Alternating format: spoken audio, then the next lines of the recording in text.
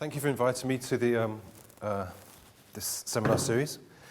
What I want to do in this talk is to give you an overview of the Kimberley process, explain why it's developed, what are the main impetus behind it.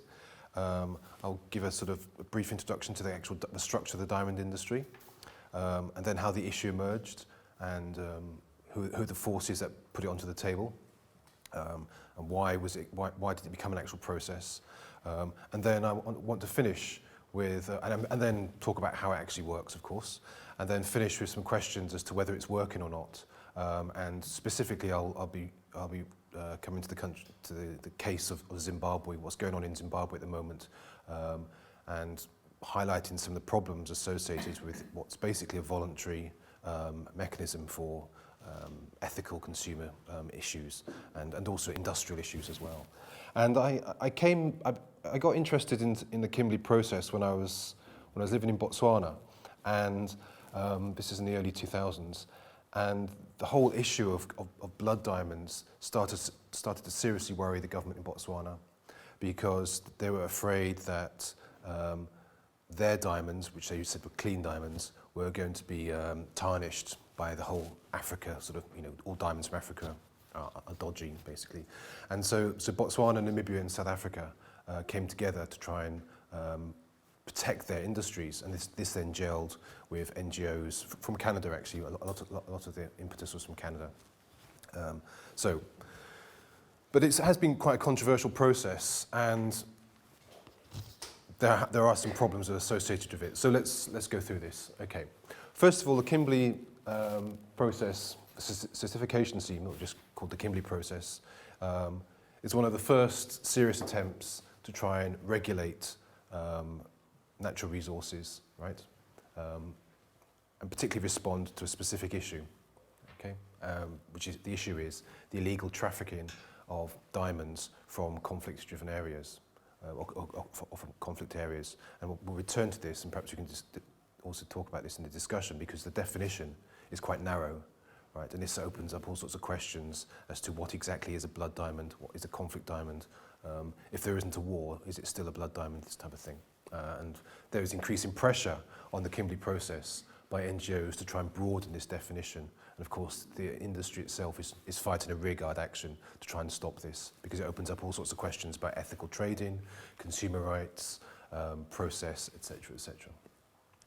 Now, it was officially launched in January 2003, right, but it goes back to, the process really begins about 1998, and it says there, it's an international agreement adopted in consensus by governments, civil society and the industry. So it's quite a unique process, or quite an interesting process, how it got onto the agenda and how it's been accepted.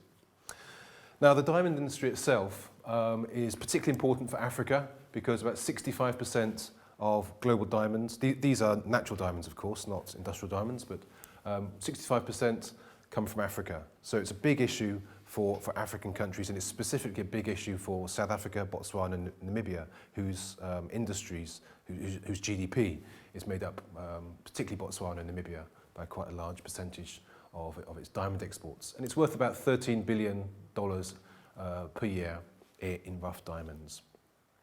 Now, the diamond industry itself is structured so that there are basically 5 stages of processing, and it's this processing and these stages which the Kimberley diamond process is trying to address, and to try and make sure that this process is legitimate. Okay. First of all, you have the mining and the purchasing, okay, of the rough gemstones, and this will vary between alluvial diamonds, which are diamonds which you can find in riverbeds, and that's basically the core of the problem associated with blood diamonds, and then the more traditional type of diamonds which you get from the mines in South Africa, Botswana and Namibia, etc. Okay? Now, De Beers traditionally played a very strong role, and it still plays a very strong role in the diamond industry, and it was De Beers which was the target of civil society pressure at the time of the Kimberley process. However, their cartel has now basically been broken up, or it has been dismantled, largely due to the effect of diamonds from Russia and the former Soviet Union entering the market. But De Beers has got, and it still plays a major role although it no longer has these cartel ambitions, or it says officially it no longer has these cartel ambitions. You then get the sorting process, okay? And a huge amount of this goes through Antwerp. We'll come on to this in a second, because this was actually quite an important deciding factor, the fact that it goes through Antwerp. So about 80% of rough diamonds and about 50% of polished stones go through Antwerp. And then other diamond centres are in London, Bombay, Tel Aviv. The Israelis, we were talking earlier, are quite active in this industry. Johannesburg, Gaborone in Botswana now has its own ambitions to be a diamond processing centre. So then the diamonds are cut and polished. Only the real high-valued stones nowadays go to sort of New York. Most of the sort of normal diamonds, which you'll get in the jewellery shops in the high street, they probably would have been polished in Bombay, and that's purely because of cost. Okay. You then get the manufacturing of the jewellery and the marketing and the retail. Now, what's important is the Kimberley process is primarily involved on the first two stages. Okay. So the first two stages, the mining. So where do you get the diamonds from, and then how the stones are sorted. And this is when they enter really the international market. Okay, so that's the Kimberley process, is aimed at those first two stages of this overall process. Okay, so what are the origins of the Kimberley process? Well, back in the late 1990s, as Jennifer said, this began to be an issue on the international agenda. Nowadays, it's of course with Leonardo DiCaprio's film, and it's much more of a hot topic. But if you cast your mind back to 1996, if you can do that, diamonds and blood diamonds, it was simply not an issue. It was not on the agenda of any debate or anything like that. So it really came from nowhere, and it's quite an interesting process of how a norm in international relations became developed, embedded, and then entered into institutional frameworks and international cooperation. Okay, so basically what happened was 1996, 1997, a London-based NGO called Global Witness started to investigate the diamond industry, and the context of this was Angola, right? And Global Witness very quickly identified stories. But basically, what was happening after the end of the Cold War, UNITA lost its American and South African support in the Angolan Civil War. Yet they continued to fight a very strong and powerful campaign against the Angolan government, right? So the question was, well, where are these guys getting their money from? Because they're not getting it from the CIA anymore, and they're not being backed up by the South Africans, and they seem to be out in the bush in eastern Angola. So where are they getting their money from? And Global Witness and other investigators very quickly decided or found out through investigations they were getting them from diamonds, right? And at this point in time, the Angolan Civil War was hotting up. It's costing billions of dollars, thousands of people's lives, and it became quite clear that diamonds were playing a major role in fostering the Angolan Civil War and allowing UNITA, under Jonas Savimbi, to continue this campaign.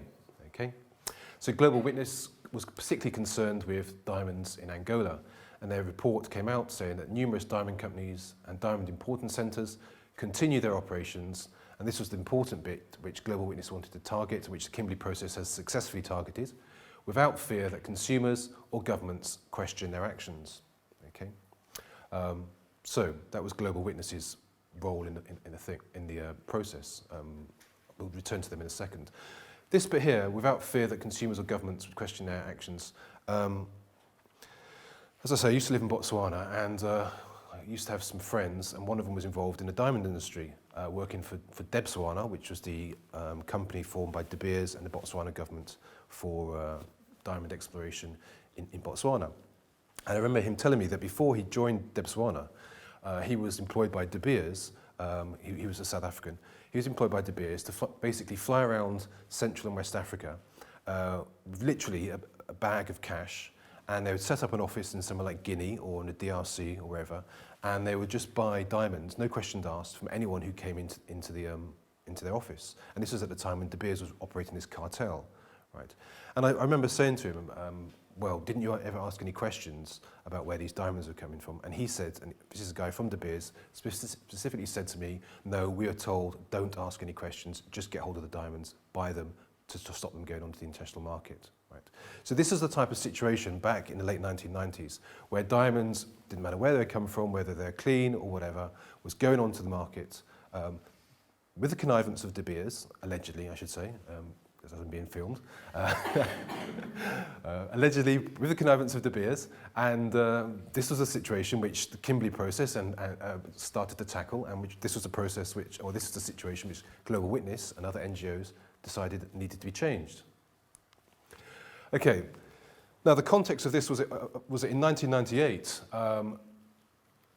diamonds came onto the issue of the Security Council and resolutions were passed to try and put an embargo on diamonds coming from Angola, or diamonds which were not certified by the Angolan government. And this was an attempt to try and bring some type of closure to the civil war and to try and deal with this issue which Global Witness had identified. However, it was basically ineffective. It was also involved with Sierra Leone, but perhaps you can come back to that.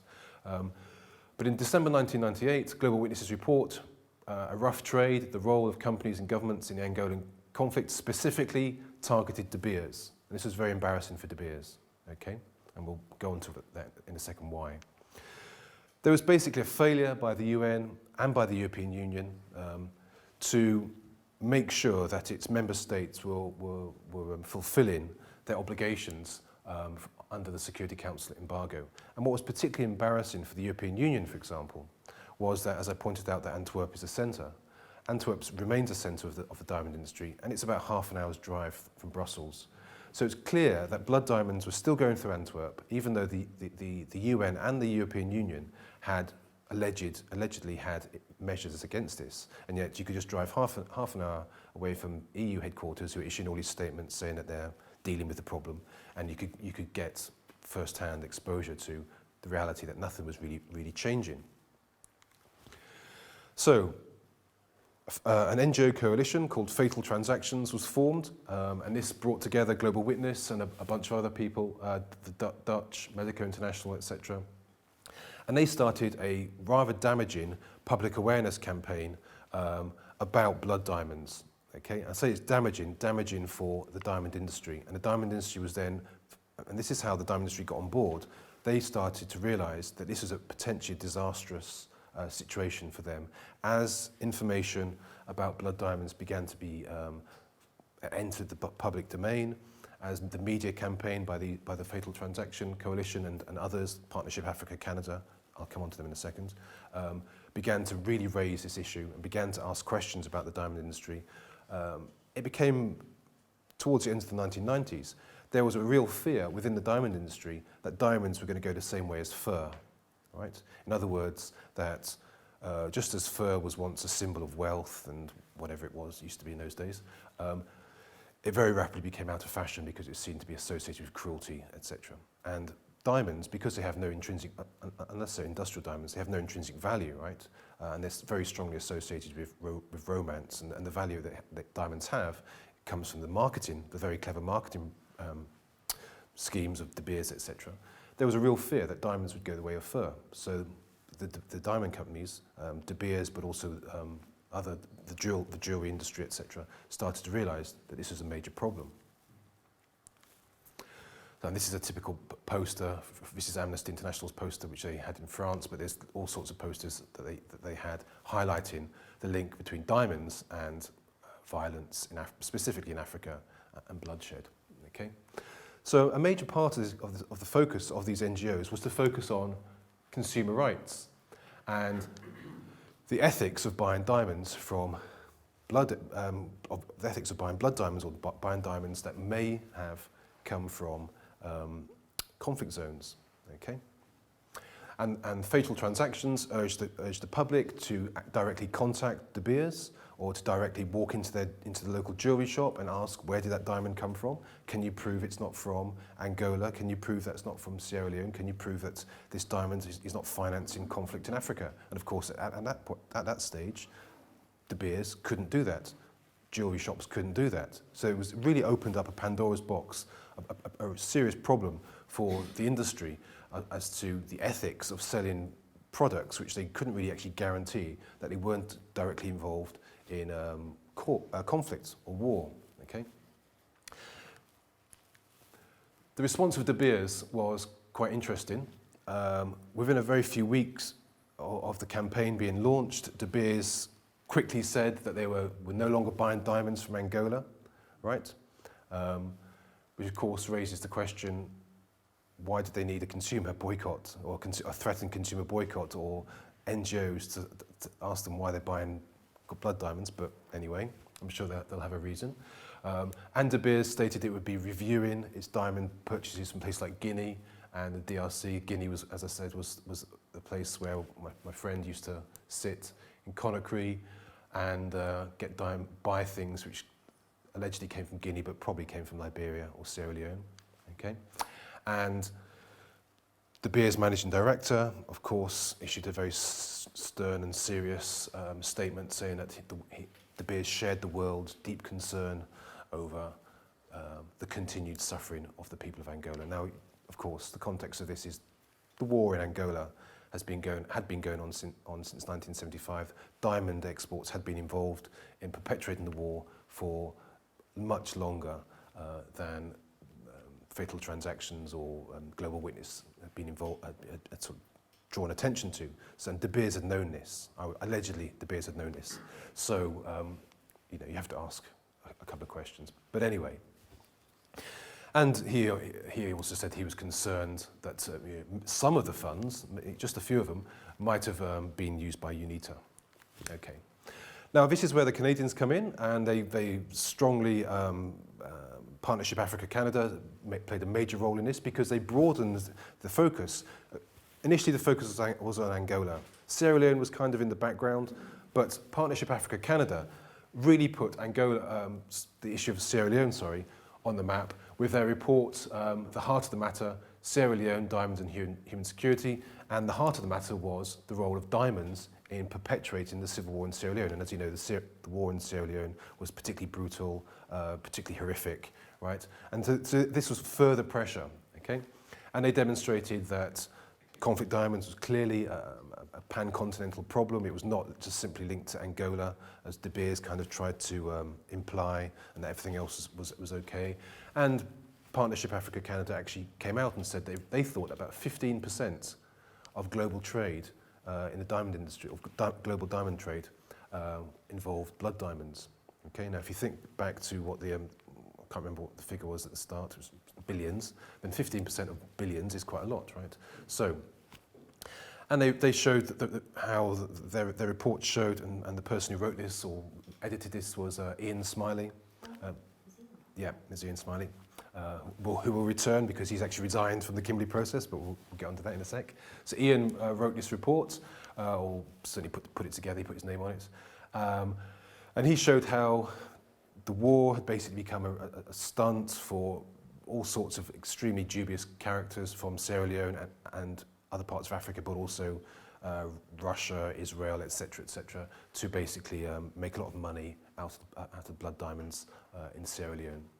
And then the US congressional hearings on conflict diamonds upped the ante in May 2000 by issuing a report on the same thing. So you can see how it started as an NGO issue, and then it very quickly actually, it was starting to be heard in Congress, and industry had to respond.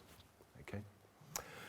There was a report by Robert Fowler, again, Canadian, who reported his findings to the UN, the Fowler report, and he really put the nail on the head, or nail on the coffin of UNITA's role in diamonds, saying that they were able to continue financing. So despite all these pressures, the UN clearly had limited powers of enforcement, and this again upped the ante.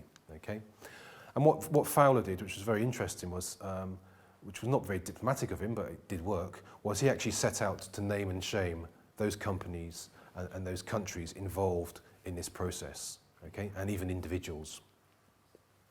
So everyone started running for cover because when the Fowler reports, and Fowler started to try and out people. Okay, so the Kimberley Process. This goes back to Botswana, Namibia, and South Africa. As this was going on, Botswana, well, the countries which had clean diamonds, basically the ones in southern Africa, although there was the issue of the Bushmen, which we can perhaps discuss in the discussion, but anyway. Those three countries basically felt very, very vulnerable, and they thought, hang on, there's this international campaign going on about blood diamonds in Africa, and consumers in London or Oxford High Street are not going to be differentiating between blood diamonds or diamonds from Botswana and diamonds from Sierra Leone. We have a real serious problem here. Our entire economy could be wrecked if diamonds goes the same way as fur. So Botswana, Namibia and South Africa came together and they started something called the Kimberley Process in May 2000 as a conscious attempt by them to say our diamonds are clean. And Botswana, for example, started a PR campaign overseas called Diamonds for Development, highlighting how diamonds had lifted Botswana from basically nothing to middle-income country, this type of thing. Okay. The World Diamond Congress also got in on the act, so the industry itself, this is other than De Beers, the industry began to try and strengthen the industry or show that the industry was interested in strengthening the sale of block diamonds, and they called for, and this was very interesting, the World Diamond Congress called for legislation in all countries to only accept officially sealed packages. And we'll come on to this because this fits into the Kimberley process or the Kimberley certification process, because it's certification which is the heart of the management of blood diamonds. Okay? For countries to impose criminal charges on anyone tracking in conflict diamonds, okay, and instituted a ban on any individual found trading in conflict diamonds. Okay. Of course, the question again could be asked about these guys and the industry in general is why was it only in 2000 that they're doing this? But okay, they're doing something. Okay. This culminated December 2000 in the General Assembly passing a resolution to mandate an expanded Kimberley process. So the Kimberley process got an official seal of approval from the United Nations. January 2001, the World Diamond Council was formed, again as a direct response to draft a new process where all diamonds could be certified as coming from a conflict-free areas. Okay. And after 2 years of negotiations, about November 2002, the UN, the government, the NGOs, the diamonds producers, etc., created something which we now know as the Kimberley Process Certification Scheme, or KPCS. Okay. And the KPCS was officially launched in January 2003. Okay. It was backed up by a UN Security Council resolution 1459, which was adopted at the end of January. Okay. And the UN Security Council expressed strong support for the KPCS. Okay. And they talked about how important it was to prevent conflict and to ensure that diamonds played no role in the furthering of wars and conflict, specifically in Africa. Okay. They also recognised, which I thought was quite interesting, the UN specifically recognised that the KPCS was a direct result of civil society and industry coming together. And they talked a lot about consensus, etc. Now, what's important here, of course, is this voluntary aspect. It's a voluntary self-regulation process. And we'll go into how it works in a second. But the UN did welcome this system. And this is a Kimberley Process certificate. If you want to buy, this is something from Liberia, and this is what it looks like. And even if you go to Monrovia now, you can, if you walk into diamond merchants, they'll have certificates on the walls saying that they're clean dealers. Okay, same in Freetown, in Sierra Leone. Okay, so how does it operate? How does the Kimberley process work? First of all, countries which have signed up to it pass legislation, okay, to enforce the Kimberley process. Control systems are then put in place for the import and export of rough diamonds. Okay. Participants in the Kimberley process must only trade in rough diamonds with other participants, so there can't be third-party importations. Okay. The KP participants, which is basically the government and the observers, which are essentially the NGOs, the concerned NGOs, and the diamond industry, meet once a year to review the process, to see how it's working, is it not working, this type of thing. Apparently they're meeting in Jerusalem today. So And working groups put together by the process monitor participants' implementation of the scheme. They look at the technical issues. Is it working? Is it not? They analyse statistics, and it's all on the website, on the Kimberley Process website. And you can see there's a lot of documentation coming out about is it working or not. And the diamond industry is very, very keen to tell you it's working, and it's a fantastic success. Okay, but is it working? The KPCS reckons that it's 49 member states, reckons that they account for basically all of the diamond industries, global diamond industry, okay? 99.8, they say, okay? However, it's true that Partnership Africa-Canada, which has retained a very strong interest in this, says that now blood diamonds is less than 1%. Okay, so it has definitely worked in lessening diamonds from conflict areas. Of course, a cynic would point out that, well, that's because the war in Sierra Leone and Liberia and Angola has stopped, right? So is it because the Kimberley Process, or is it because these actual conflicts have stopped? Right. Ian Smiley, who I mentioned, was the author of the Partnership Africa-Canada report, actually resigned in 2009, last year, because he said it wasn't working. And he said he could no longer, in good faith, well, you can see there, contribute to the process, to the pretense that it's success. And he pointed out that Kinshasa government has got no idea where its diamonds come from, right? Or rather, the process of certifying the diamonds is problematic there. We come on to that in a second. And he says they could be coming from Angola, Zimbabwe, or even from Mars. They're more likely to be coming from Angola. Okay.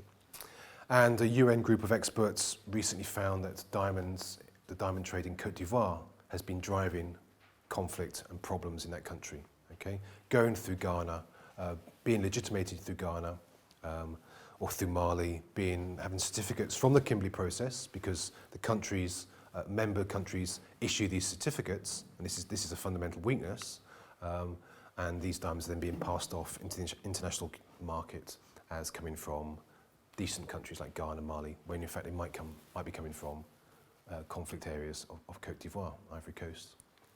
Okay. So what are the problems? First of all, any diamond from a country has to have a Kimberley certificate, right? And the aim is to have an audit trail. So you can basically, the idea is you have an audit trail, so you can trace where the diamond in the shop comes from and trace it all the way back and say, okay, this diamond came from this particular mine. And in an ideal world, that is how the Kimberley Process would work, but it's not an ideal world. And the problem is you're dealing with some very dubious governments, and the capacity to implement these schemes is very, very problematic in countries where government officials are corrupt, where bribes can be, can work wonders. Okay, and the government internal controls in countries like Sierra Leone, DRC, Angola are very, very weak and or corrupt. And they're very weak and corrupt, of course, for a reason, because the elites in these countries are in charge of neo-patrimonial regimes where corruption and utilization of state resources for private accumulation is the norm on which these regimes operate. So it's no surprise that it's easy to get a certificate from these countries which sign off on diamonds which may not even come from their own countries. Okay? One of the problems is that any decision taken by the Kimberley Process has to be agreed by all of the governments that participate. Okay? There's a lot of talk about consensus, but this is a big problem when you have problematic governments who are signed up to this. Okay? And so the question is, what happens when a member of the Kimberley Process engages in illegal trading? Well, what happens is it undermines the entire issue of management of conflict diamonds. Ian Smiley makes his point, however, that it's not the problem isn't just only in Africa. He makes a point that he says, if the United States, which is the biggest consumer of diamonds in the world, said to the Congo, okay, we're not going to allow you to import, we're not going to allow the importation of diamonds from the Congo, he says you'd see a huge amount of action take place in the Congo. So there is a lack of political will in Africa, but there's also arguably a lack of political will in the developed world. Okay? But the real issue which has thrown the Kimberley process, other than Côte d'Ivoire, the real issue which has thrown the Kimberley process into a state of crisis is the issue of Zimbabwe, and we'll finish with the issue of Zimbabwe because this highlights up a whole, or throws into focus a whole bunch of issues associated with the problems of the Kimberley process and how it may or may not be improved. Okay. The issue in Zimbabwe, and I'll be like 5 more minutes and then, yeah, okay. The issue in Zimbabwe centres around a diamond mine in Marangi, which is in eastern Zimbabwe, okay? And until 2006, Marangi was owned by De Beers, right? But De Beers had not exploited this mine, this area, because they felt that there wasn't much value in it. And to be quite honest, they hadn't actually done a proper survey, okay? But what happened was local Zimbabwean peasants who seemed a bit more savvy suddenly worked out that actually there's a lot of alluvial diamonds in this area. And as it says up there, about 30,000 locals moved in, and surveys showed that basically Marangi was producing, this is with guys with pickaxes and spades, right? But about $1.7 billion were coming out of Marangi every year, right? And as somewhat, I don't know, it's hilarious actually. We perhaps didn't do as much surveying as we could have done. So De Beers kind of let that one slip. I don't know, what goes around comes around, I guess. Now the diamond miners, this lot, as you can see, it's very disorganized and quite dangerous, and it became much more dangerous when the Zimbabwean government took an interest. They started selling their diamonds through Matari, which is on in the old days it used to be called Umtali, which is on the border of Mozambique, right? And these diamonds were then smuggled across the border into Mozambique, and they found their way into Johannesburg or Maputo, usually Johannesburg, and then from Johannesburg they were flown to Europe or to Israel or whatever, okay? And they were sold as non-Zimbabwean diamonds, right? This is what Marangi used to look like with all these peasants, okay? But of course, with $1.7 billion coming out of these holes every year, this is likely to attract the attention of people with guns. And the people with guns in Zimbabwe who count, of course, is the government, right? And this is where we talk about the problems associated with the Kimberley process when it's governments who are signing on to this scheme, and it's all voluntary and self-regulatory, okay? Mugabe's government moved in at the end of 2008 with an Mugabe always likes to issue these, have these operation cleanups and whatever, where they just bash the locals. And his operation this time was called "You Won't Come Back," and "You Won't Come Back" was a real threat because the army started shooting at the miners to get them out of the way. At least 200 miners were killed. At least, I reckon, much more. Right, as soldiers cleansed Marangi of the peasants and moved in their own operations. Then what happened was that the officers of the Zimbabwe Defence Force then became actively involved. They basically got rid of the peasants and took over operations, and they became involved in this process, okay? And I thought this was quite interesting because, of course, Zimbabwe's got a coalition government, right? So Tendai Biti comes from the opposition, and he says the government has not received a cent from the biggest find of alluvial diamonds in the history of mankind. So the government, sources within the government openly came out and said that the government has taken over this mine, yet the government is not seeing any money. Where's the money going? Okay? And the money, of course, is going to the usual suspects in Zimbabwe, which is the army chief, right? Defense minister, the Gideon Gono, the governor of the central bank, Mr. and Mrs. Mugabe, the usual list of rogues within the ZANU-PF regime. And these people are all allegedly, I say for the camera, involved in the diamond trade in Marangi, okay? Or certainly profit from it. So what happened was, NGO campaign rose up, so this is absolutely appalling, you know, the Zimbabwean government is killing its own people. They're now involved in conflict diamonds themselves, even though there isn't actually a war going on in Zimbabwe. These are conflict diamonds. This is societal conflict, not not organise violence in a war. Something's got to be done, okay? So what happened was, in 2009, the Kimberley Process actually suspended Zimbabwe. So you could say, well, that means it works, right? Conflict diamonds, even though it was not from a conflict zone, but the Kimberley Process suspended Zimbabwe. Zimbabwe could no longer sell diamonds on the international market. But it's not that easy or that simple, because very recently, July 2010, Zimbabwe reached a deal where they promised that they would institute regulations and mechanisms to stop what was going on in Marangi, and they agreed to a strict regime of monitoring and supervision. Now, of course, the people doing this strict regime of monitoring and supervision is the Zimbabwean government, right? So, okay. And in August 2010, they had an auction, and about $72 million worth of Zimbabwean diamonds were sold. Yet, all reports suggest that this smuggling of diamonds continues from Zimbabwe. And it has not really been addressed by the Zimbabwean government. Why? Well, the reason why it's not being addressed by the Zimbabwean government is because of this, right? So, and what's interesting is that the Kimberley Process has basically been unable to deal with this situation in a coherent fashion, okay?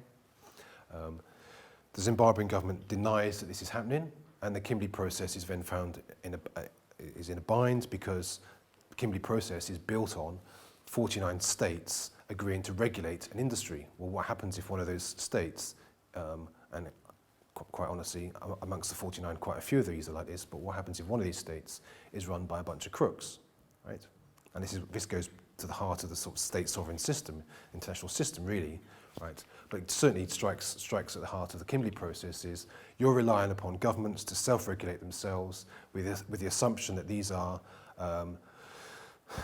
Weberian rational bureaucratic models where rule of law is in place. What happens when that state doesn't fit that bill or doesn't fit that description? Okay, and Zimbabwe would be one example. There's a whole bunch of others. Okay, and the Kimberley Process has really been exposed by the Zimbabwe situation. So, other than the sort of general technical issues, a key problem is that the Kimberley Process was negotiated.